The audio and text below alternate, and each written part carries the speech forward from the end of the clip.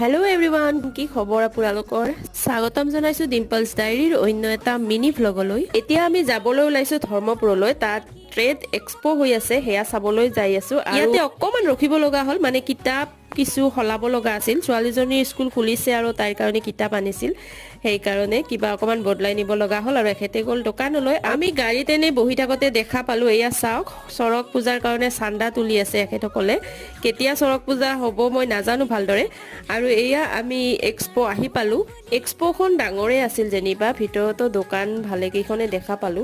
আৰু তাৰে কেইখনমান কাপোৰৰ দোকানত সোমালো দৰদাম কৰিলো ভালে লাগিল কাপোৰবোৰ কিবা কিবি অকমান কিনিলো আপোনালোকক মই এটা লং ভিডিও দিম তাত মই দেখুৱাম গতিকে আজিৰ কাৰণে ইমানেই ভিডিওটো চাই আপোনালোকে কেনেকুৱা পালে জনাবলৈ নাপাহৰিব আৰু যদি ভাল লাগিল লাইক কৰিব আৰু যদি কোনোবা নতুনকৈ মোৰ চেনেলত আহিছে তেতিয়ালে অনুগ্ৰহ কৰি চেনেলটো সাবস্ক্ৰাইব কৰি দিব আকৌ আহি আপোনালোকৰ মাজলৈ খুব সোনকালে আজিলৈ আহিলো বাই বাই